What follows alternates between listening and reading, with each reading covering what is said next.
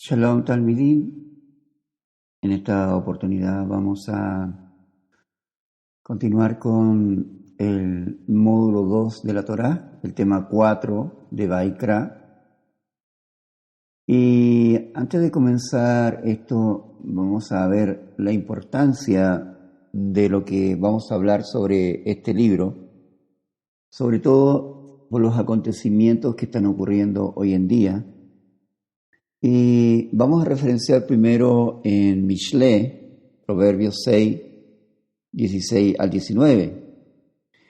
Y dice, hay 6 cosas que Yahweh odia, 7 que él detesta, y es arruinado por la impureza de su alma. Los ojos altivos, la lengua mentirosa, las manos que derraman sangre inocente, un corazón que maquina intrigas, pies prestos a correr hacia el mal, testigo falso que miente con cada aliento, y aquel que siembra discordia entre los hermanos. Elohim nos ha dado su palabra para que conozcamos su naturaleza, su voluntad y sus planes. La palabra también nos advierte de las cosas que debemos evitar para no ofender al Altísimo. La Torá enseña que hay 7 tipos de personas o 7 tipos de situaciones en la vida en la cual nosotros tenemos que tener cuidado, no solamente de hacerla, sino que no tolerarla también. Porque dice que en este sentido esto lo abomina, lo detesta, lo odia, y que lo aborrece y lo condena enérgicamente. Y a continuación estaremos mencionando tales situaciones. Primero habla sobre el de ojos altivos, y esto se refiere a la altivez como orgulloso y soberbia. Un concepto propio mayor del que se debe tener, es decir, una persona que piensa que sabe más o que tiene más o simplemente por alguna diferencia mira a los demás por arriba. El orgullo fue lo que convirtió al ángel más poderoso en lo que se conoce hoy en día a Lucifer y Hasatán, el adversario, como dice en Isaías 14 o en Ezequiel 28. Sabemos que el orgullo es vanidad y es exceso de estima propia, que produce altanería, pero también muchas veces se habla que el orgullo es una deficiencia en la persona de querer sobresalir por todos sus defectos y su falta. El creerse que todo se merece, que todo lo sabe, que es mejor que cualquiera o que es muy bueno, le produce la arrogancia y altivez de espíritu, lo cual impide ver a Yahweh. ¿Cuál es la solución? La solución a este problema es la humildad en Romanos 2:16. Y también en Salmos 18:27, tú salvarás al pueblo afligido y humillarás los ojos altivos. Se pone este mal en primer lugar debido a que es el origen de todos los males, el sentirse superior a los demás, tal como el pecado de la humanidad y su rebeldía, el deseo de Nimrod de hacerse un hombre o un nombre, o en la actualidad demostrar que teniendo poder y riqueza pueden determinar los destinos de la humanidad. Y hoy vemos cómo los poderes de las tinieblas han hecho bien su labor tratando de hacer parecer lo malo en bueno y lo bueno en malo. Y seguimos la siguiente, que es la lengua mentirosa. Mentir es igual que decir deliberadamente lo contrario a la verdad, con el propósito de engañar. ¿Por qué miente la gente? Puede haber varias razones, y tales como para ocultar errores o pecados, por temor a perder la vida, relaciones o algo valioso. Para recibir el reconocimiento, el beneficio, es decir, por el deseo amplio de engaño. Y sabemos que en este sentido han incontables veces en las cuales la mentira ha sido causal de muerte y destrucción. El Shalía Jacob habla sobre el poder de la lengua y por lo tanto nos dice, repitiendo lo que dice la Escritura, que la lengua es un poder y que en este poder está la lengua y por lo tanto debemos refrenarla, tenemos que refrenarla. Dice que un barco tiene timón y un caballo tiene su freno, más el hombre no puede controlar su lengua. Y es por eso que la manera en que manejamos la lengua es un gran indicador de nuestro corazón delante del Altísimo. Y en relación a los mentirosos, ellos siempre piensan que no hacen daño a nadie con sus mentiras. Las disfrazan con mentiras blancas o piadosas o se justifican. Pero cuando mienten se perjudican a sí mismos porque Yahweh aborrece su conducta que ofende la santidad de Yahweh. Los mentirosos son engañosos aparentemente y falsos, fingen y tergiversan la verdad. Y para ocultar su mentira mienten de nuevo. Caen en un círculo vicioso y cuando menos se dan cuenta o se creen ya sus mentiras o no se acuerdan de las mentiras que tuvieron que decir para sostener sus previas mentiras, siempre serán expuestos y tarde o temprano sale la verdad. Ustedes saben que cuando se hace un interrogatorio y se le pregunta a una persona, se le dice que haga el relato completo y luego de eso se le dice que lo cuente al revés, de tal forma que aquel que dijo la verdad, obviamente los hechos y las evidencias son las que le van a decir las cosas, pero si lo dice hacia atrás, como ya se olvidó de lo que había dicho, empieza a errar. La Escritura presenta a Hasatán como el padre de la mentira, como dice en Juan 8:44. Por siguiente, todo aquel que miente se convierte en hijo de Hasatán, el adversario. Y aún es más, en Apocalipsis 21:8 claramente enseña que el destino final de los mentirosos será el lago de fuego, lejos de la presencia de Yahweh por la eternidad. Seguimos con aquello que detesta el Altísimo, los derramadores de sangre inocente. Y sabemos que en esta categoría caen todos los homicidas, quienes violan el sexto mandamiento. La Biblia dice que todos los homicidas están excluidos del reino de Yahweh, Apocalipsis 21:8. El aborto, que no es la interrupción de algo, porque cuando se dice que algo se interrumpe es porque va a continuar. Aquí es un asesinato. Se está asesinando a un ser inocente que el Padre Eterno lo ha permitido. Y sabe que trae consigo la condena más grave y sobre todo si esto lo hace una nación. Y esta nación está pronto a desaparecer porque ya no hay respeto por la vida de ninguna persona. Usted sabe que los siguientes pasos, cuando se ha aprobado justamente la muerte del ser humano, prácticamente ninguna otra etapa puede ser cautelada. Por ejemplo, la eutanasia, que se dice que la asistencia a la muerte. Pero le digo, a ningún ser humano el Eterno le da la facultad para dar muerte al otro. Y la eugenesia, que es lo que se practica hoy, que significa asesinato selectivo, ya sea por causales físicas, por causales raciales, por causales en este sentido de exterminio. Ya hemos visto una eugenesia en la Segunda Guerra Mundial, pero hoy día hay eugenesias de todo tipo. Y esto es lo que es la cultura de la muerte, el deseo de la muerte. Y dice que quién es el padre de la muerte, el homicida, desde el principio. Hasatán, nuevamente, la serpiente antigua. Y es cierto que dentro, y sabríamos que en algún momento dado podemos decir que aquellos que se pudieran arrepentir de sus pecados y se conviertan a Yahweh, que van a ser salvados, son perdonados, lavados y redimidos por la sangre de Yeshua.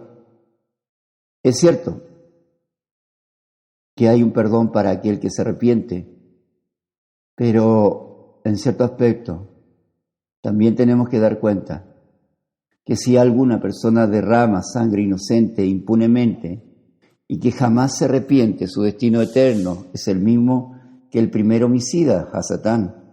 Los homicidas sin saberlo cumplen los deseos del enemigo, el cual es homicida desde el principio. Yeshua dijo, vosotros de vuestro padre sois, el diablo, y los deseos de vuestro padre queréis cumplir. El homicida ha sido desde el principio y no permaneció en la verdad porque no hay verdad en él, como dice en Juan 8:44. Lo siguiente es el corazón que maquina pensamientos inicuos. La iniquidad, como hemos dicho, es aquellos que hacen lo contrario a la Torá, el inicuo, el sin Torá, por lo que en realidad siempre está pensando en hacer todo lo contrario a lo que el Eterno ha dispuesto. Y es por eso que todo se va resumiendo, que se hará presente el inicuo, el sin Torah, por lo que hará todo lo contrario a lo establecido por Yahweh. Y es importante entender esto, que el escenario está siendo presentado ante nuestros ojos en una secuencia tal como lo expresaban los Mishlalim, los proverbios. El corazón que maquina pensamientos inicuos es el que de todos es el más injusto, que prefiere profanar el derecho ajeno que ceder el propio. La iniquidad es una maldad que va de la mano con la injusticia. Lo único que puede consolar a todos aquellos que han sido víctimas de personas así es saber que Yahweh los abomina y lo que han sembrado segarán. Además, lo único que puede remover la amargura del corazón de una persona que ha sido víctima de un malvado de este tipo es el perdón. Y cuando perdonamos a los malvados, Yahweh corta el lazo entre ellos y nosotros. Dice en Salmos 7, 9, 10, consúmase ahora la malicia de los inicuos y establece al justo, pues el Yahweh justo prueba los corazones. Mi escudo está en Yahweh, que salva a los rectos de corazón. Otro grupo que también abomina el Altísimo son los pies presurosos para correr al mal. Hay personas que indudablemente tienen atracción al mal, quizás por su pasado, el mal ejemplo recibido en sus casas, el desconocimiento total de Yahweh y el desconocimiento de cualquier valor moral, social o la falta de educación. Y quizás las personas que jamás han recibido amor se conformen con la maldad que el mundo y Hasatán les ofrece. El diccionario define al malvado como persona astuta, sagaz, que tiene sutilezas y mañas aún en las cosas buenas. Pero el proverbio dice que es una persona que corra presurosa al mal. Es decir, es la persona que definitivamente no sabe, pero va al mal. Ni a dónde va. El destino de todos los malvados es el mismo. Los malvados son rechazados, estigmatizados y segregados por general y terminan mal. Dice más, los ojos de los malos se consumirán y no tendrán refugio, y su esperanza será agonía del alma, como dice en Job 11:20. Continuamos con el testigo falso que habla mentiras. Mentiroso que falsea la verdad se perjudica grandemente a sí mismo, como ya lo hemos visto en el punto 2. Pero un testigo falso es el que habla mentira y puede definir la libertad de otra persona, victimando a esta persona por injusticia muy grande. En el caso cuando Ahab quería la viña de Nabot y su esposa Jezabel, la reina Jezabel, ella va y contrata 2 testigos que son testigos falsos. Y nos muestra claramente que a través de ese testigo falso es asesinado Nabot y luego se obtiene el beneficio, que justamente es el beneficio de lo que era la viña. La Escritura nos enseña lo siguiente, que pues Yahweh en los mandamientos nos exige respetar a nuestro prójimo y a su casa y a sus criados, su rebaño y todas sus pertenencias. El testigo falso que habla mentira acusa al inocente y puede producirle la pérdida de su libertad y vida además. Conociendo cuán justo es Yahweh, ¿en verdad cree que el testigo falso quedará impune? Yo pienso que no. Tarde o temprano la verdad saldrá a la luz y los remordimientos perseguirán al mentiroso por el resto de su vida, o hasta que se arrepienta, pida perdón a Yahweh y a la persona afectada por sus acciones y restituya en lo posible lo que estas personas perdió en sus acciones.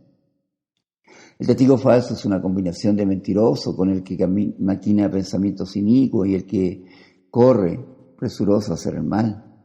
Pero algo Yahweh lo abomina, pues Yahweh es amante de justicia y sobre todo el amor que prevalece sobre todas las cosas. El que habla verdad declara justicia, mas el testigo mentiroso engaño.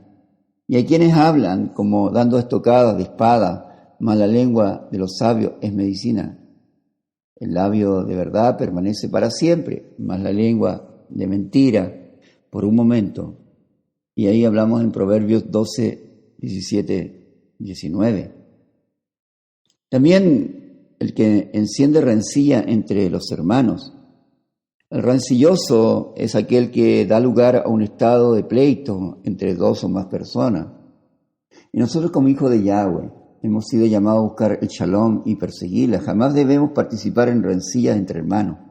El rencilloso, en cambio, sutilmente engaña a uno y otro, tergiversa la verdad y produce confusiones que generan malos entendidos que a su vez producen rencillas. Esta es la razón por la cual Yeshua nos dejó al Ruach de verdad, para que nos lleve a toda la verdad. Y quizás sea por esto que quedó escrito que los que siguen el camino de Yeshua debemos probar a los espíritus que nos hablan. Y con esto no quiere decir que los espíritus se anden apareciendo por aquí y por acá y hablándonos, sino que tenemos que discernir el espíritu, la palabra, el entendimiento que mueve a las personas que nos está hablando. Y ante todo debemos conocer que todo lo que aborrece el Eterno para nosotros también debe ser aborrecible. Y esta actitud entre las personas, si estamos siguiendo el camino de la verdad y la vida, siempre estemos pidiéndose, hágase tu voluntad, Yahweh, como se hace en los cielos, también en la tierra.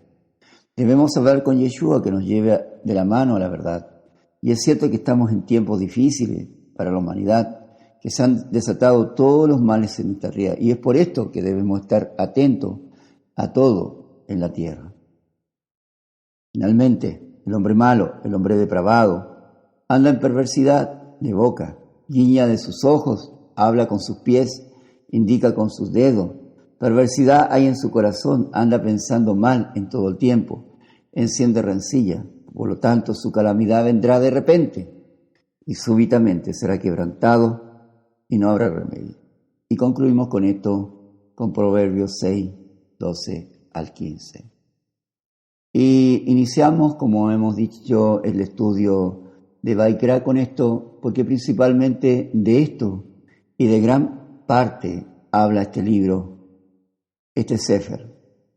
Y vamos a ir analizándolo desde el punto de vista de la perspectiva. La cita de este estudio está en Matillahu 23:1-3, dice: entonces Yeshua se dirigió a la gente y a sus talmidim y les dijo: los maestros de la Torá y los perichín se sientan en la silla de Moshe. Así que cualquier cosa que digan que Moshe dijo, tengan cuidado de hacerla. Pero no guarden su ordenanza ni hagan lo que ellos hacen, porque ellos hablan, pero no actúan. Y aquí lo que está hablando principalmente le está diciendo que todo lo que dice Moshe lo hagamos. No solamente le está diciendo a aquellos que estaban en ese tiempo, porque dice a la gente de su talmidín, a sus estudiosos. Y si usted ya es un talmidín, tiene que darse cuenta de que cualquier cosa que diga que Moshe dijo, tengan cuidado de hacerla. En el libro de Vaikra, nosotros vamos viendo ciertas secuencias. Ya hemos visto que Bereshit nos relata desde que Elohim crea los cielos y la tierra, en el capítulo 1, hasta que Jacob muere y bendice a sus hijos para los últimos tiempos, y José muere también en el capítulo 50. Luego en Shemot nos relata desde la familia de Jacob, Israel, que entraron en Misraim en el Perec 1, en el capítulo 1, pasando por la liberación de Misraim y la salida milagrosa, la llegada a los pies del monte Sinaí, hasta que es levantado el tabernáculo en la Shejinah, la presencia del Altísimo, que está en medio del pueblo en el capítulo 40. En Vaikra tenemos la revelación y el relato del Eterno, que ha venido a habitar junto a su pueblo, ya que antes del año en el que Israel acampa en el monte Sinaí, no se había logrado lo siguiente con el pueblo. Y aquí hay cosas interesantes. Lo primero, vemos la presencia de la gloria de Elohim, que nunca había residido formalmente entre los israelitas. Siempre habló a personas y en ocasiones, pero nunca habitó. Se estableció un lugar central de adoración como el tabernáculo y nunca antes había existido como se lo mostró Moshe en los cielos. Le enseña un conjunto estructurado de mandamientos, estatutos y ordenanzas y determinados sacrificios y festividades que no habían sido dados. Todo para comprender el propósito, función y venida del Mashiach para habitar entre nosotros, si lo vamos viendo más adelante. Estableció lo que llamarían los Kohanim, los sacerdotes, y un Cohen Agadol, un sumo sacerdote, un sacerdocio formal y un conjunto de trabajadores del tabernáculo que no habían sido establecidos, toda la figura del reino de los cielos con Yeshua reinando. Al concluir el libro de Shemot, las características 1 y 2 habían sido establecidas, de esa manera requirió que los elementos de esto que estamos hablando, la enseñanza de los mandamientos, los sacerdotes, estos fueran inaugurados, y aquí es donde Vaikra encaja en el relato de Moshe. Recordemos que en Shemot, Éxodo 19:6, llamó a Israel a ser un reino de sacerdotes Kohanim y un pueblo Kadoshim, santos. Vaikra es a su vez la instrucción de Elohim para su pueblo que acaba de ser redimido, enseñándole cómo adorarlo y establecerlo. Y son preceptos para todas sus generaciones y no tiene caducidad. La estructura del Sefer, en realidad, Vaikra se desarrolla justo después de la liberación de los israelitas, de su esclavitud, cuando Elohim Yahweh los lleva al pie del monte Sinaí, Horeb, y los invitó a una relación de pacto.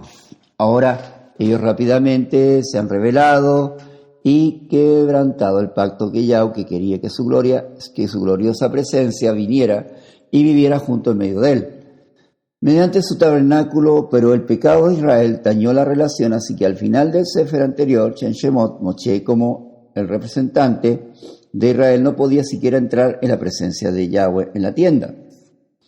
En Vaikra inicia y recordamos este problema fundamental que dice Yahweh, que llamó a Moshe desde la tienda, así que la pregunta es ¿cómo puede Israel, en su condición de pecado y egoísmo, ser reconciliado con este Yahweh Kadosh?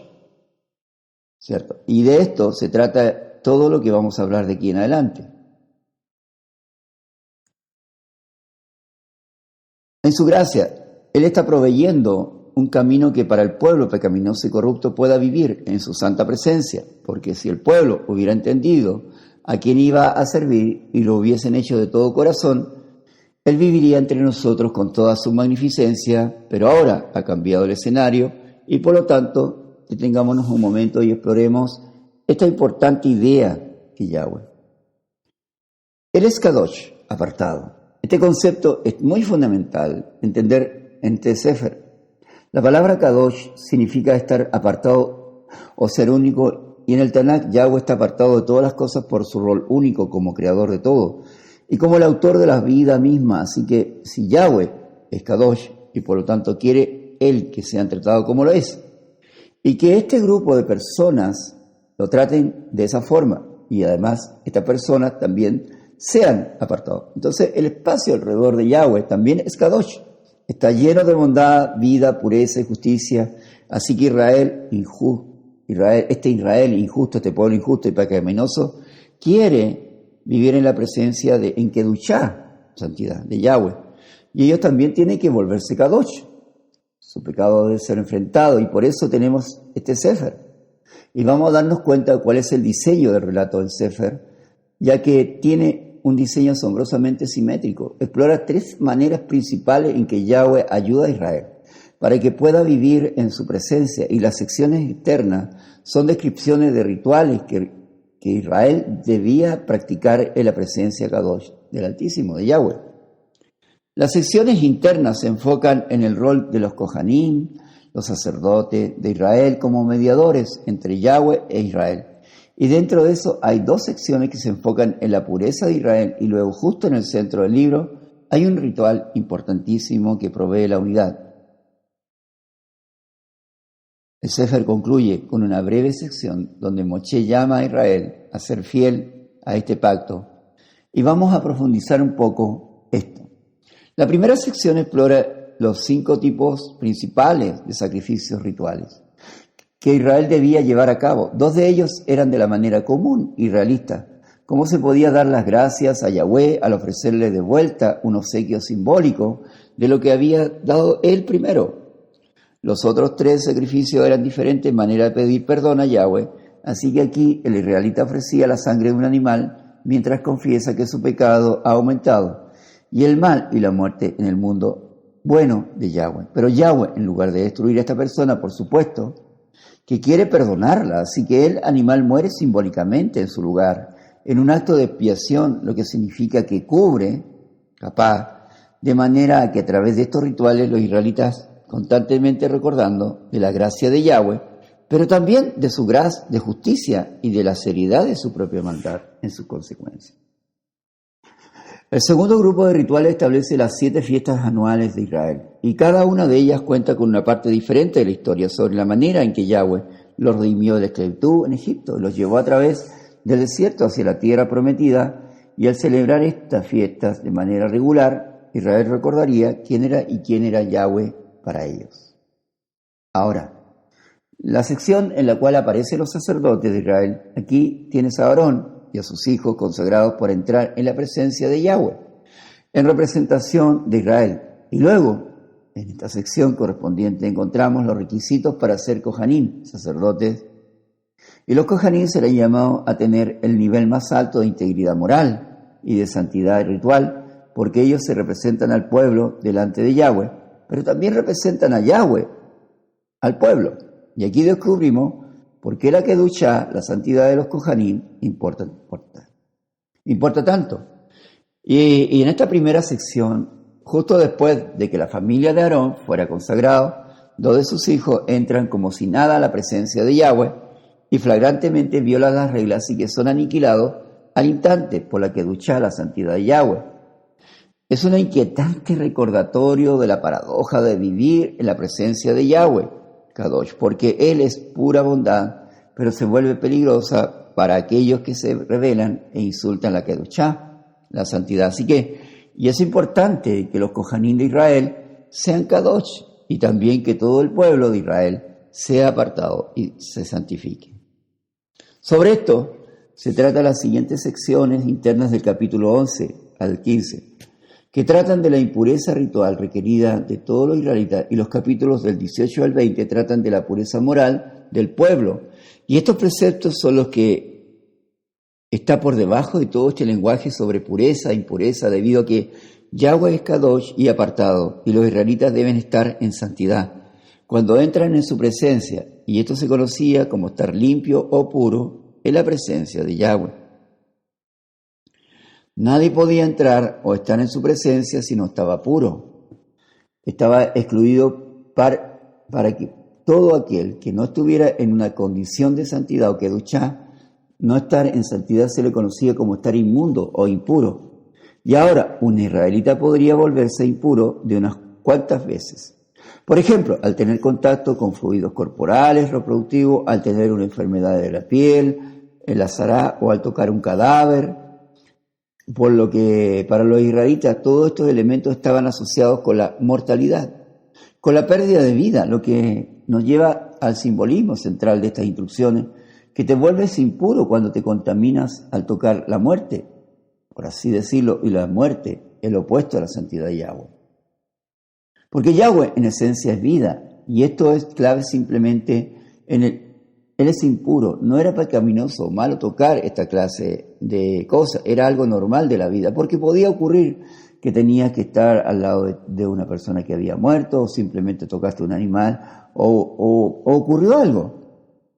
Porque además esto era algo temporal, duraba algunas veces días, semanas, y luego se eliminaba.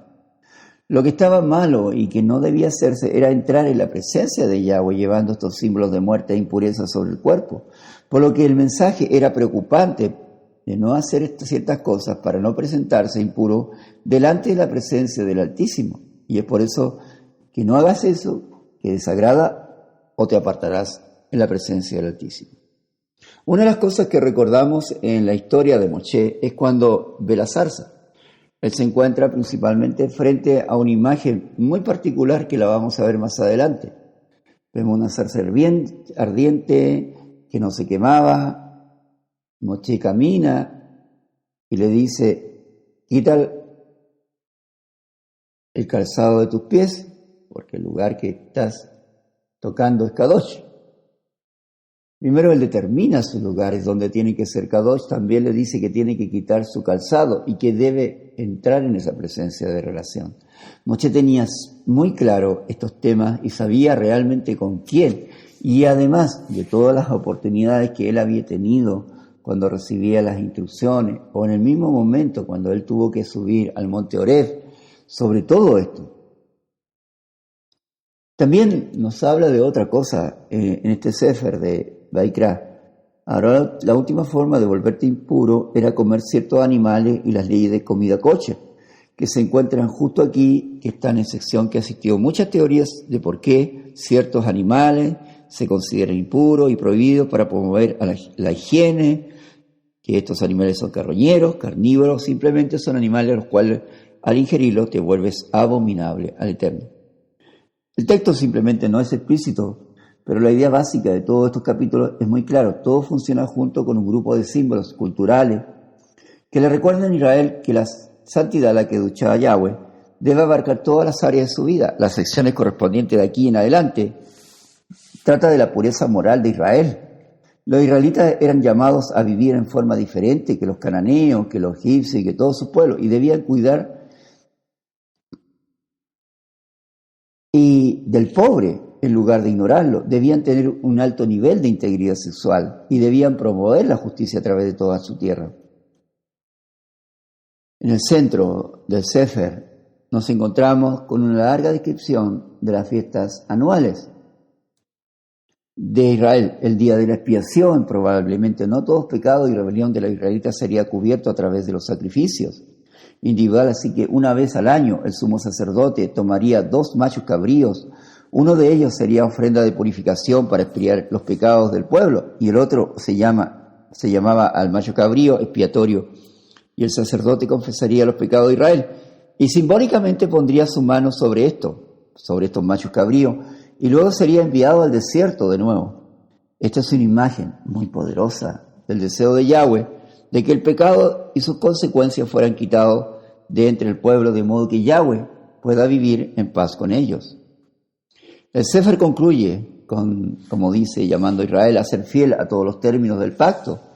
Y él describe las bendiciones de Shalom y abundancia que vendrían como resultado de Israel y obedecer todas estas leyes. Él también les advierte que si son infieles y deshonran a la santidad de Yahweh, resultará en un desastre y eventualmente en el exilio de la tierra prometida de Abraham. Nuevamente partimos con una situación de esclavitud y termina con una situación de que Yahweh le habló a Moisés en la tienda diciendo que ahora es capaz de entrar en la presencia de Yahweh en nombre de Israel. Y el Sefer en realidad funciona así, que a pesar del fracaso de Israel, proveyó una manera para que sus pecados fueran cubiertos, para que Yahweh pudiera vivir en medio de todos nosotros. Ahora, Israel debe aprender a vivir junto con Yahweh. Israel tenía hasta este punto solo los registros históricos de los patriarcas, de los cuales obtener su conocimiento de cómo adorar y vivir delante de Elohim, habiendo sido esclavos durante siglos en Egipto, la tierra de un aparente número infinito de dioses. Su concepto de adoración y la vida piadosa fue severamente distorsionada. Su tendencia al aferrarse al politeísmo y al ritual pagano se ven en su peregrinar por el desierto, por ejemplo, cuando adoraron al becerro de oro. Aquí nos damos cuenta de que cuando ven que Moshe no ha bajado, ellos dicen algo le habrá pasado. Entonces ellos dicen, tenemos que hacernos un Dios, tenemos que hacer un Elohim. Aarón no sabía qué hacer en ese momento, no tenía ni idea, no sabía lo que estaba pasando, por lo tanto se dejó llevar. Y ahí empieza el problema, que él hace que toda la gente ofrende, y se dice que aparece este becerro de oro. Y aquí dicen, he aquí vuestro Elohim, Israel. Es decir, en cierto aspecto, ellos no tenían todavía ni idea de con quién estaba tratando. Recordamos la escena y nos damos cuenta que en el becerro de oro, en Shemot 32, y aquí Elohim no les permitirá adorar de la misma manera que su vecino egipcio, ni tampoco toleraría ideas egipcias de la moralidad y el pecado. Con las instrucciones de Vaikra, los sacerdotes podían guiar a Israel en la adoración apropiada para el Adón. También existe una focalización en este Sefer, en lo que es la tribu que descendió de Leví, quien fue la tribu sacerdotal a la cual se le encargó llevar a cabo los ritos de ceremonia de los sacrificios.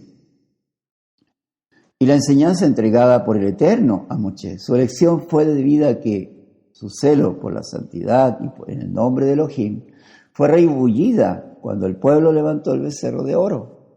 Y ellos decidieron, y en este caso tomaron y dieron muerte a 3,000 israelitas. para que la ira del Eterno no cayera sobre el pueblo.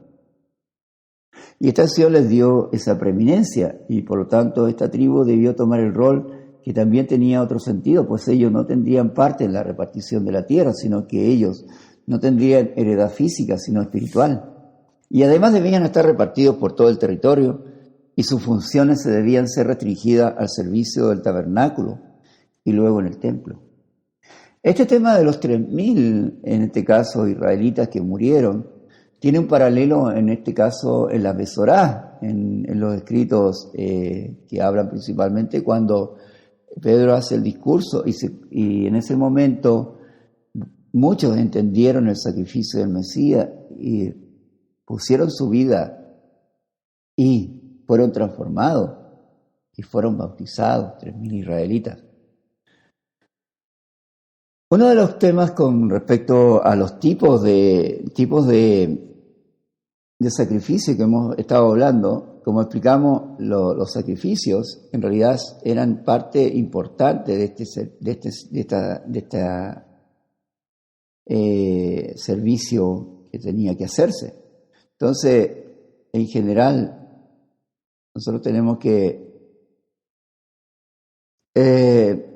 se nos habla principalmente de 5 que existían y justamente estaban entre ellos el Olá, que era el holocausto, que era expiación del pecado no intencional y expresaba amor y devoción al Altísimo. La Mijá o la ovación expresaba el amor, agradecimiento y devoción al Altísimo. La ofrenda de Shalom expresaba paz, comunión y gratitud al Altísimo. Y después venía la Jatá, por el pecado, que en este caso expresaba la confesión de un pecado específico, no intencional, y buscar el perdón y lavamiento, en este caso del Altísimo, y no hay posibilidad de restitución. Y la Sham, que es la expiatoria, expresaba la confesión de un pecado específico, no intencional, pero el confeso voluntariamente debía hacer la restitución. El libro nos describe todos los rituales en forma detallada y lo que se usaba en los servicios del tabernáculo, y describe los deberes de los sacerdotes. Se puede considerar como un manual práctico ceremonial religioso. Ahora, Aarón y Moshe son de la tribu de Leví, quienes fueron en cierto aspecto una forma de que se podía entender cómo se produce la instrucción de Yahweh y cómo está delegada. Y esta fue la tribu que tuvo a su cargo la función sacerdotal y la instrucción de la aplicación de los servicios del Mishkan, del tabernáculo. También es el libro de expiación, la purificación, la santidad, la adoración y el servicio. Y la mayor parte consiste en el precepto y estatuto establecido por Elohim para instruir a los sacerdotes levitas en sus deberes y para promover un acercamiento al pueblo hacia Elohim y un estilo de vida en santidad, de ellos primeramente y luego del pueblo. Por eso la principal idea de todo el libro de Vaikra es la Kedushá, la santidad, conseguida por medio de la obediencia. La Kedushá se menciona más veces, 152 veces, que en cualquier otro libro de Torá. Y esto es porque Elohim quiere un pueblo apartado para él, un pueblo Kadosh, tal como es él. Y una aclaración en relación a los conceptos hebreos. Kadosh es ser apartado y Kedushá es la actitud de estar apartado. Es muy diferente el concepto español de Kadosh, puesto que los méritos de ser Kadosh es para todo el que obedezca y siga la Torá de Yahweh. Y con la venida de Yeshua HaMashiach es aquel que ha sido apartado o Kadosh por el Eterno a través del Mesías. Además se nota la firma voluntaria en todo este libro en cuanto habla sobre lo que habló Yahweh a Moshe diciendo: y harás un Mishkan, un tabernáculo de reunión. Entregarás mi Torá, mis instrucciones. Habrán los corbán, los sacrificios, los olá, los holocaustos. Y la iniquidad o pecado sin Torá tiene que ser tratada, condenada, que a través de la sangre es la expiación y obviamente ser santo, y este es mi pacto. Y hablamos sobre eso, es porque esto lo énfasis sobre lo que es este pacto, sobre la Kedushá. El derramamiento de sangre para expiar o limpiar las acciones de la expiación de la labor del sacerdote ya le indicaban de lo puro y lo impuro. determinar las impurezas, la convocación o fiesta del Eterno leyes y el concepto correcto con respecto a la adoración, tanto para el pueblo como para los sacerdotes, la institución de sacerdocio bajo Aarón, las leyes para proteger la limpieza ritual, incluyeron la expiación por los pecados en el día de expiación, las leyes para regular las relaciones sexuales, para la vida familiar, para el castigo de los delitos mayores, para la fiesta de los años. Aunque el libro contiene una gran cantidad de instrucciones y mandamientos y estatutos, es presentado en una forma histórica, inmediatamente después que Moshe supervisó la construcción del tabernáculo. Elohim vino en gloria a morar allí, y esto marcó el término del libro de Éxodo. Sabemos que Vaikra comienza llamando a Moshe del tabernáculo y termina con el mandamiento de Elohim a Moshe en forma ya de legislación obligatoria.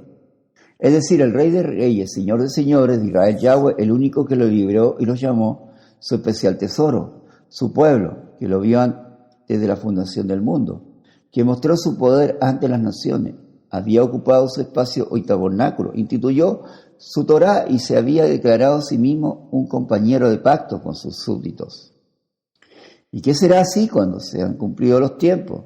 Él establecerá, como en Revelaciones 21 y 22, su reino absoluto con Yeshua HaMashiach gobernando. También se ve que ningún movimiento geográfico se llevó a cabo en este libro. El pueblo de Israel se quedó en los pies del Sinaí, la montaña donde Elohim descendía para dar su Torá, y aún están allí un mes después cuando se registra el número 11. Esto también es importante, puesto que se debía contar con la total atención de su pueblo para que todas las instrucciones fueran comprendidas.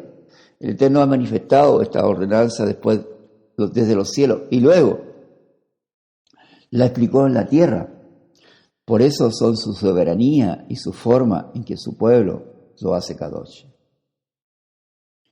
¿Cómo podemos entender al Eterno a través de la Torá? La idea clave es alrededor de las cuales Vaikra se desarrolla son en lo que es la persona Kadosh de Elohim y la voluntad de Elohim para la santidad de Israel. La santidad de Elohim, la pecaminosidad es la transgresión a los mandamientos de Yahweh o a su Torá, y se introduce en forma clara en la relación entre la condición de estar cerca o lejos del Altísimo. Es interesante introducir este concepto, que es iniquidad, que en griego es anomía, que se tradujo como sin ley, pero en relación a este tema sobre la iniquidad y la transgresión a la Torá, en el concepto que se tiene que entender, el transgredir el mandamiento del Eterno en el Gan Edén de Adán y Javá se produjo en el ser humano de dos tendencias, llamamos el Yeser Tov, o la tendencia a hacer el bien, y el Yeser Hará, la tendencia al mal. Por lo que el ser humano debe conocerla y buscar hacer el Yeser Tov, es decir, en su vida, hacer la tendencia al bien. El Shalya, el apóstol enviado de Yahweh, Pablo habló de este cuerpo de muerte que buscaba el mal, haciendo lo que él no quería, y de su deseo de hacer el bien, el Yeser Tov. Es por esto que el modelo que el Eterno le presenta a Israel para volverse a hacer y hacer el bien fue a través de una serie de pasos, como veremos en el tipo de corbán y sacrificio. La presencia de Elohim en el santuario como un supervigilante del pueblo es el tema principal de este relato. Y entendiendo que ellos son la descendencia de Abraham, de Isaac y Jacob, el Eterno se ve obligado, por honor a su nombre, a estar entre ellos para que su pueblo pueda ser un ejemplo y las naciones y puedan a través de sus acciones exaltar al Altísimo. Con un tono claro de autoridad, el libro establece instrucciones hacia la santidad personal conforme a las instrucciones de Elohim. Asunto que tiene que ver con la vida de emuná, de fe de Israel, que tiende a enfocarse en la pureza en el contexto ritual, pero no a expensas de preocupaciones que tienen que ver con la pureza personal de Israel. De hecho, hay énfasis continuo en la kedushá personal en respuesta a la santidad de Elohim. Hay que comparar los énfasis en los capítulos 17 y 27.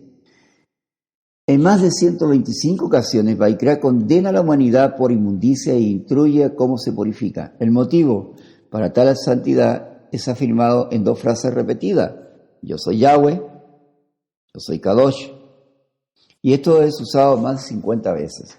Ahora se debe ratificar el pacto con Yahweh, y esto trae consigo una relación vinculante legal, una ketubá, un escrito matrimonial, en la cual ambos se prometen fidelidad en función de su escrito, la Torá, donde cada uno atentamente iba escuchando: Shema Israel, Yahweh Eloheinu, Yahweh Echad. Oye Israel, Yahweh es tu gobernante y juez, Yahweh es uno. El pacto es ratificado cada vez que va diciendo a través de Moshe, el Altísimo, el pueblo decía amén. Luego de escuchar cada mandamiento, y está definido principalmente como una condición o un condicional emergente a la superficie a lo largo del libro, pero particularmente en el capítulo 26. Este contrato para la nueva nación no solo detalla las consecuencias de la obediencia o la desobediencia a las estipulaciones del pacto, sino que lo hace de una manera establecida para determinar la historia de Israel. Y uno no puede evitar reconocer implicaciones proféticas en los castigos por la desobediencia. Suena como los acontecimientos de la deportación de Babilonia, que se lleva a cabo mucho más tarde, y regreso subsecuente a la tierra casi 900 años después de que Moshe haya escrito. Pero también hay implicaciones escatológicas, los eventos del futuro profetizados, de la desobediencia de Israel, y no concluirá hasta que el Mesías venga a introducir su reino y dar fin a las maldiciones en Levítico 26 y más adelante en Devarim 28, Deuteronomio 28. Una cosa que nuevamente volvemos y vamos a entender cuál era la importancia y cómo nosotros traemos lo que son los corbán, los sacrificios para el Eterno. Los 5 tipos de sacrificio y ofrenda eran desarrollados como una forma de poder, en primer lugar, enseñar al pueblo sobre las implicancias de las acciones de las personas en forma individual, por lo que en cierto aspecto nos dan relación de este acercamiento en estos tiempos. Cuando se establecieron los corbanos, los sacrificios, estos estaban asociados a las acciones de las personas. Pero aquí vamos a darnos cuenta que cuando se presenta el Mashiach, al decir, habéis escuchado decir que, mas yo os digo que, esto es una forma en que un maestro, un rabí, enseñaba una halajá, una forma de hacer, en la cual cambia desde el enfoque de la acción a la intención. El Mesías vino a entregar la verdadera aplicación de la Torá y nos dice: si vuestro ojo o mano es intención de transgredir la Torá, mejor sacar el ojo o entrar manco. Y esto cambia la posición de atención, que se es responsable de consecuencias. Esto lo vamos a explicar. En todo lo que fue la figura de los sacrificios, era principalmente que alguien decía: bueno, tuve esto, robé, por lo tanto tengo que llevar un animalito para que en realidad el Altísimo me perdone. Voy a colocar la mano sobre este animalito que es inocente, como símbolo de que yo me estoy arrepintiendo. El sacerdote va a tener que matar el animalito para que yo pueda estar libre. El Mesías dice: no, ya no va a haber más animalitos por vuestras transgresiones. Él dice aquí: si tú estás mirando con codicia algo, o tu mano te lleva a asesinar o a robar, pregúntate primero, ¿estarías dispuesto a sacar tu ojo? ¿O estarías dispuesto a cortarte la mano? Entonces, si la persona dice: no, pues yo no estoy dispuesto a sacarme ni los ojos, ni tampoco cortarme la mano, entonces, por lo tanto, no transgrede a la Torá. Tu responsabilidad es tu responsabilidad. No hay animalito entre medio. En este momento tú cometes una transgresión y tú eres responsable frente al Todopoderoso. Por eso que cambia el sistema, y es por eso que cuando se habla y se malentiende de la Torá, lo único que se cambió fue el sistema sacrificial, es decir, en este momento el sacrificio único, el Yeshua. Pero también nos da una responsabilidad a nosotros de no transgredir la Torá, porque dice: y este es mi pacto renovado, que yo pondré mi Torá en vuestros corazones. Y eso tenemos que saber realmente, que nosotros tenemos que autorregularnos desde el punto de vista de la intención. Bueno, sabemos que al igual que el tabernáculo estuvo entre el pueblo de Israel, el Mesías estuvo entre su pueblo para enseñar. Por lo que decimos, qué misericordioso es el Padre Eterno al visitarnos con su Hijo. El diseño de los sacrificios consistía en permitir que el adorador verdaderamente penitente y agradecido expresara fe, amor hacia Elohim al llevar a cabo estos rituales. Cuando el corazón no era penitente y no estaba agradecido, Elohim no se agradaba, como lo dijo en Amos 5, 21, 27.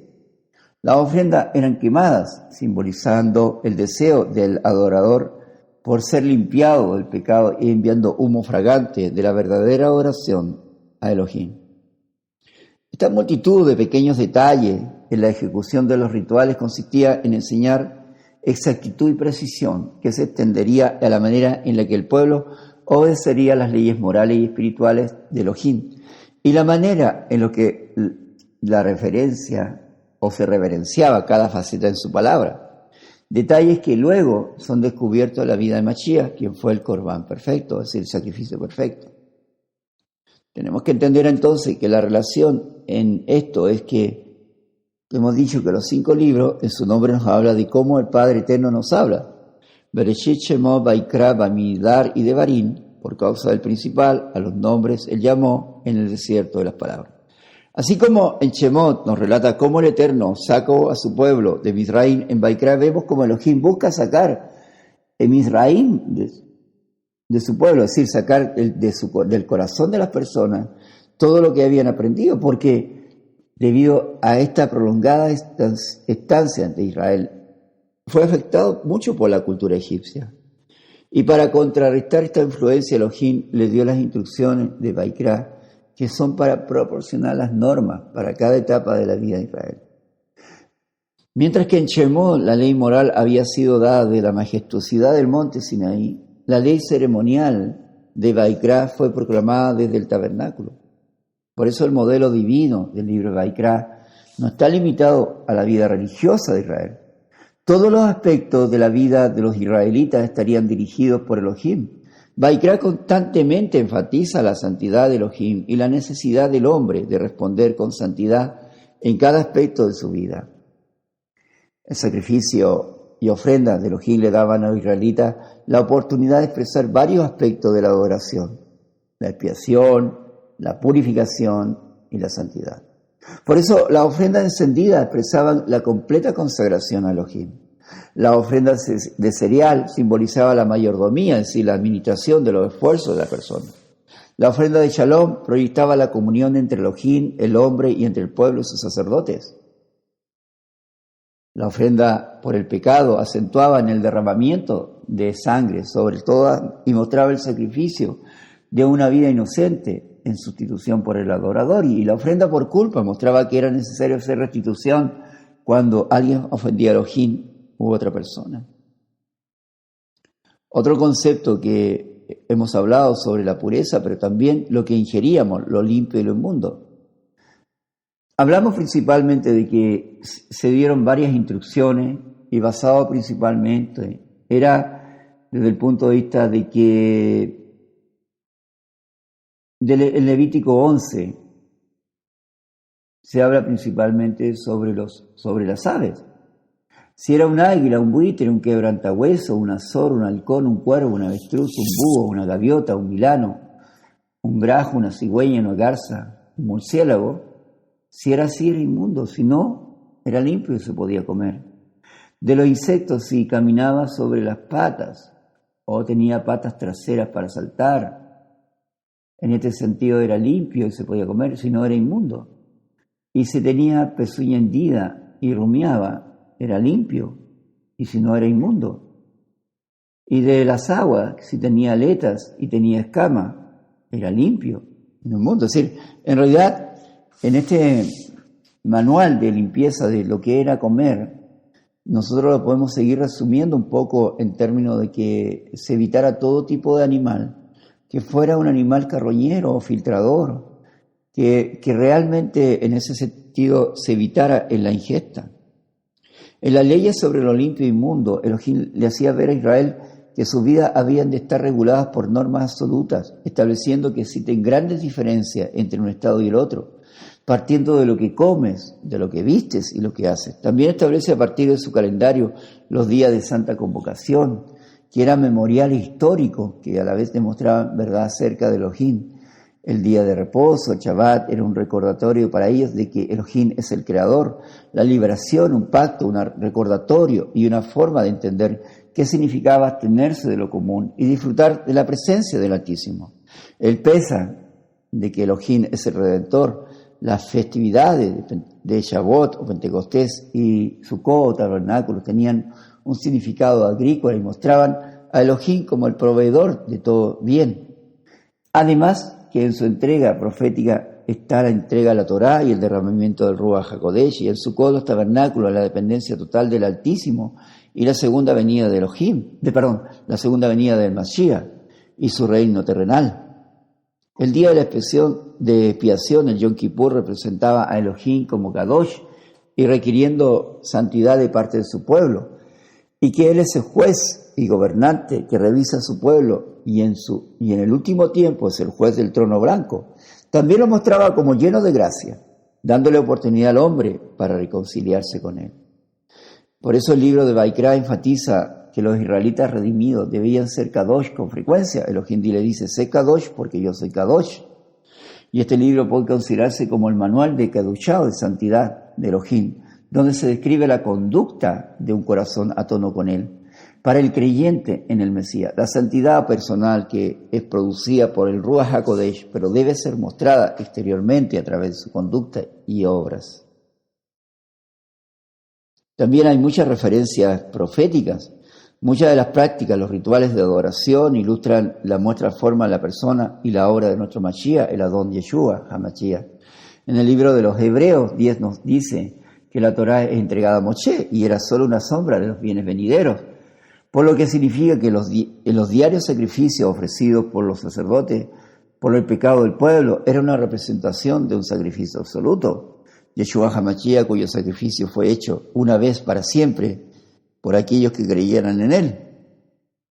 La Kedushá, impartida temporalmente por la Torá, un día sería reemplazada por la obtención de la Kedushá absoluta, cuando los creyentes en Mashiach cambiaran su pecado por la justicia de Yeshua, como 2 Corintios 5:21.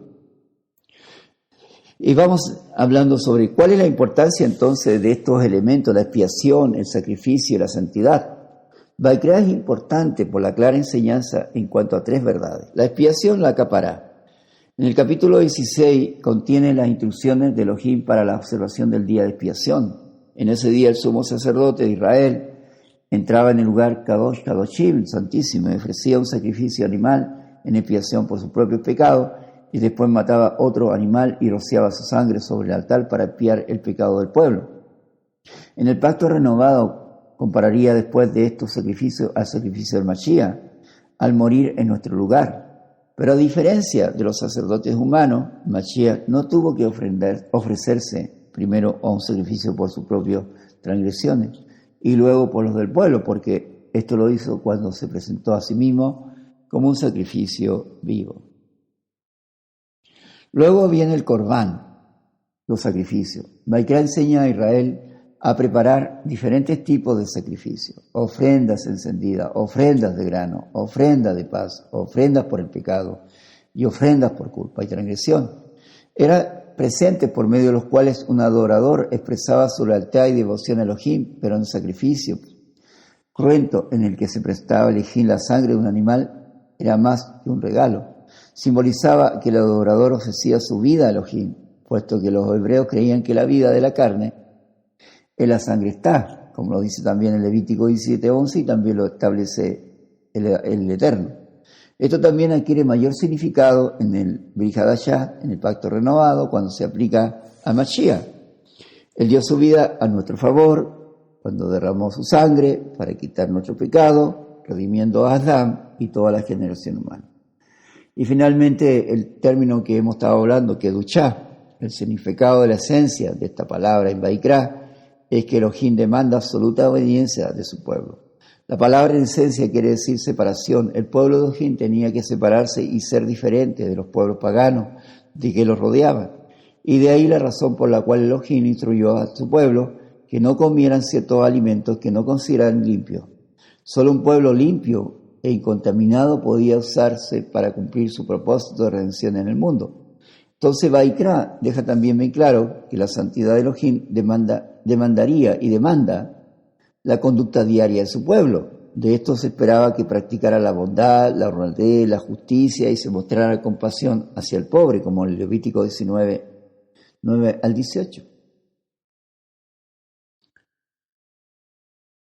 En esta Sefer sabemos que hemos estado hablando sobre la división sistemática. Las parashá, en este caso, los temas considerados, las parashá, lo vamos a decir. La parashá Vaikra, que va del capítulo 1 al 5, habla sobre el holocausto, la ofrenda de paz, la ofrenda por el pecado y la ofrenda expiatoria. Después Saab da una orden, va del 6 al 8, la ley de sacrificio y consagración de los hijos de Aarón. Del 9 al 11, los sacrificios de Aarón, el pecado de Nadab y Abiú, animales puros e impuros. Luego, del 12 al 13, nos habla sobre la purificación después del parto de Sará. Después en Vaikra, 14 al 15, ley del que tiene Sará, ley de flujo. Luego el 16 al 18, día de la expiación, el santuario único y las leyes de inmoralidad. De ahí viene del 19 al 20, leyes de santidad y justicia y acto de inmoralidad. Del 21 al 24, santidad de los sacerdotes, convocaciones Kadosh, aceite para lámparas, pan de propiciación. Y del 25 al 26, año de jubileo, la obediencia y desobediencia. Y del 26 al 27, la causa de desobediencia y causa de consagración. Vamos a comprender este Sefer Vaikra desde la perspectiva de la Ahava, del amor del Altísimo. Y vamos a meditar acerca de cómo Elohim reglamentó la vida comunal, religiosa y personal de los israelitas para establecerlos como su pueblo Kadosh y enseñarles acerca de la vida Kadosh. Adonai quería bendecirlos, pero primero necesitaba que ellos fueran obedientes y mantuvieran un temor Kadosh hacia él. Es el establecimiento de una nación cuyo rey es el Altísimo, y nada se ha visto en la tierra más que en el pueblo de Israel.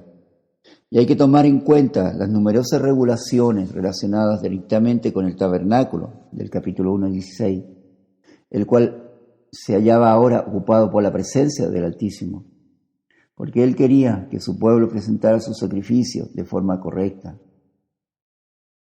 que estableciera y mantuviera el sacerdocio de una manera específica y que diferenciara cuidadosamente entre que era ritualmente puro e impuro ante sus ojos. ¿Y por qué? Porque Elohim quería que ellos tomaran su presencia en serio y además quedara asentado en su mente, que era la figura del Mesías. Al prestar atención al código de santidad, que abarca todo desde la conducta sexual hasta el castigo de los delitos serios contra la observancia religiosa, para reforzar el peso de estas leyes, Elohim delineó cerca del final de este libro, del 26 en adelante, las consecuencias respectivas de la desobediencia y obediencia. Observamos cómo este código civil y de moral ha afectado al mundo entero. No existe algo similar, incluso ni siquiera pensar que viene de la mente de los hombres. Todo es amor, Ahava y justicia, Sedeká. Santidad, sean Kadosh, porque yo, Yahweh, Sadón, soy Kadosh. Es el mensaje más abrumador. Y en Vaikra la santidad espiritual es simbolizada por la perfección física o la pureza, así como la separación del mundo, la pared divisoria entre la adoración israelita y creyente en el Mesías. Ahora fue eliminada posteriormente por la invitación de Elohim a confiar en el Mashiach y en su completa obra en el madero, como dice en Gálatas 3:28, en Efesios 2 del 11 al 22, de manera que Las leyes de Vaikra que están consignadas al servicio del tabernáculo ya no pueden ser cumplidas al no estar el templo. Además, todo lo referente al sacrificio continuo, esto debe ser comprendido como principios que en la base de su propósito deben y necesitaban ser cumplidos. Sin embargo, los principios morales de cómo pasar de la expiación, purificación y santidad que ellos propongan aún se aplican hoy, porque amar al Elohim con todo tu corazón, con toda tu alma y con todos tus recursos y amar a tu prójimo como a ti mismo siguen permanentemente como la búsqueda de la Kedushá y el observar la festividad y apartarse de todo lo impuro, como lo habló en Mateo 5, 1, 7. También 29, 12, del 11 al 12, o en Marcos 2, 23, 28. Los pecados o transgresión de la Torá son redimidos, Goel, a través de la declaración de transgresión y medio sacrificio, Corbán, para que se produzca la expiación, la capará. Puesto que ningún ser humano es perfecto, Elohim proveyó un sistema sacrificial para su pueblo Israel como un medio de expiación. Y en este sistema se debía entregar una vida a cambio de otra vida. Este acuerdo temporal ya no es necesario porque la muerte de Yeshua pagó la pena por el pecado y una vez y para siempre y por todas las personas, como dice en Hebreos 9, 23, 28. La adoración, Vaikra, revela el deseo de Elohim de estar junto con su pueblo y disfrutar el compañerismo con ellos. Mediante la adoración, el pueblo de Elohim reconoce quién es Él y lo que ha hecho, expresándolo su amor, honor, agradecimiento y alabanza a Él. Y en nuestra ocupación de estar atento a sus convocaciones Kadosh, el estudio de la Torá, a la misericordia, a la bondad, al llevar a los que sufren al consuelo, al sustento y sobre todo gozar de ser siervos del Altísimo. El cambio en este pacto renovado, en la nueva Besorá, las buenas nuevas, es que, como nos indica en Joel, que Él pondrá su Ruaj y escribirá su Torá en los corazones, para que todos conozcan a Yahweh. Y la invitación es a toda persona, de toda nación, a unirse al gran Yo Soy, a través de Yeshua HaMashiach.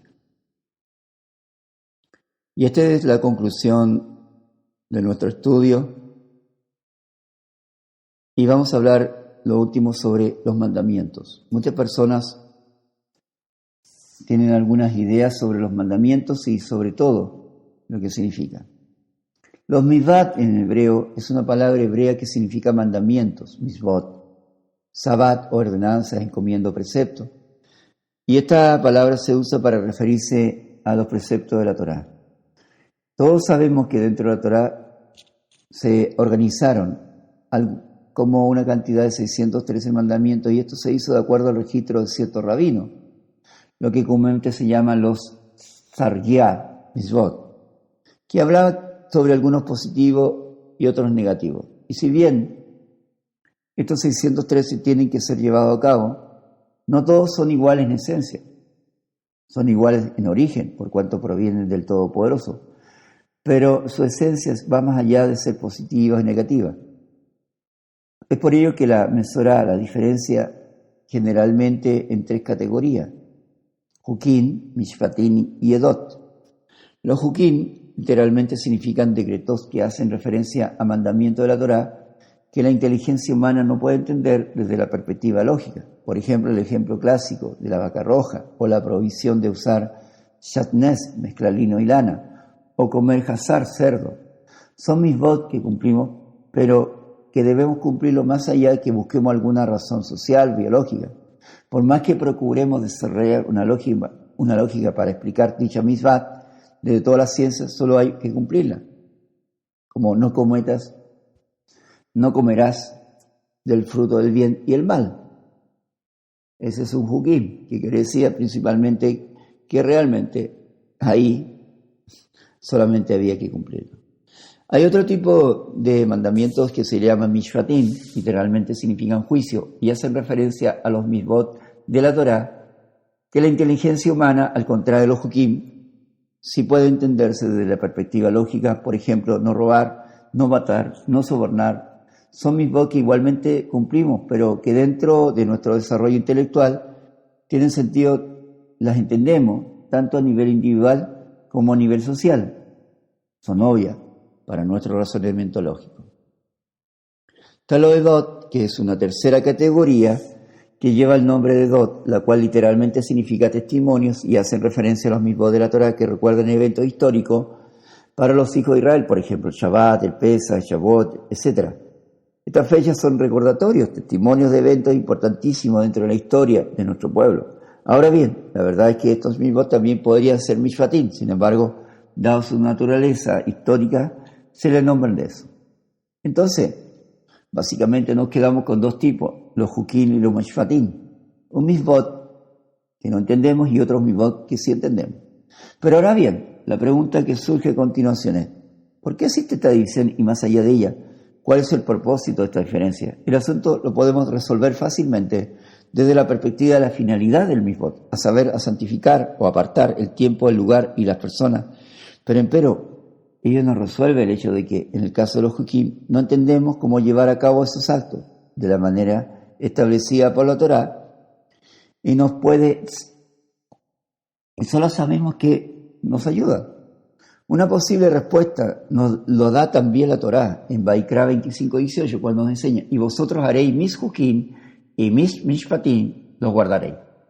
Aquí la Torá utiliza el verbo ba'asisem para hukim, haréis, mientras que mishpatim usa el verbo tishmoru, guardaréis. Entonces, si en última instancia los mitzvot no santifican, porque la Torá utiliza dos verbos diferentes para cada mitzvah, la respuesta yace en la esencia de lo mismo.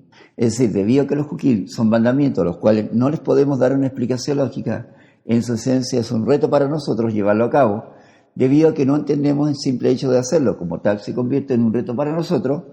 Para decirlo de una forma simple, el solo hecho de hacer este mandamiento, este hukim, son una mayor expresión de hacerlo porque lo manda el Altísimo, cuanto nos subyugamos al mandamiento divino, aun cuanto no lo entendemos. Por su lado, los mishpatim nos trae otro tipo de reto. Este es también la esencia misma del mitzvah, y por ello la Torá utiliza el verbo guardar. El asunto es simple de entender y practicar aún. Cuando lo que vemos y vivimos nos demuestra lo contrario en nuestras guerrillas, es tal vez este aspecto el que más nos está causando dolor y distanciamiento entre nosotros mismos. Y es precisamente porque entendemos lógicamente a los mishpatim y que ya la lógica puede convencernos o tergiversar su esencia para crear aspectos lógicos que permitan la transgresión de esa ley. Es decir, no le podemos poner parámetros al mishpatim de acuerdo a nuestra lógica y nuestro entendimiento, y es por ello que tenemos que guardarlos, los tenemos que mantener puros como la Torá. Lo estableció sin modificaciones, dependiendo de la conveniencia individual, como por así decirlo que en tal día se tiene que celebrar el Shabbat, o simplemente en tal día hay que hacer tal y tal cosa. Hay cosas que entendemos y por lo tanto en ese sentido todos sabemos que está prohibido matar y que ninguna sociedad puede sobrevivir sin ser pilar legislativo. Entonces no podemos decir que por tal o cual motivo está permitido matar. Es a ese guardar al que se refiere la Torá, a mantener esos mandamientos puros en su esencia cuando los cumplimos. Si bien es cierto, los hukim pueden ser una expresión más grande del yugo divino, pero ¿cuál de los dos realmente expresa mayor obediencia al Padre?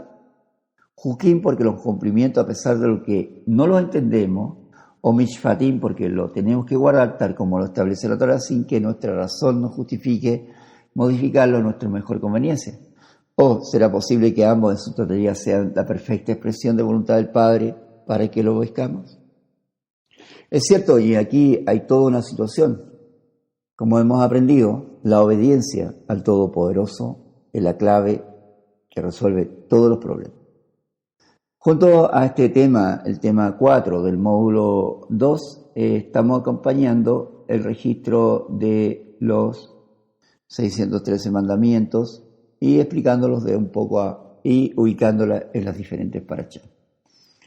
Con esto ya concluimos nuestra clase correspondiente a el Sefer Vaikra, del módulo 2, tema 4.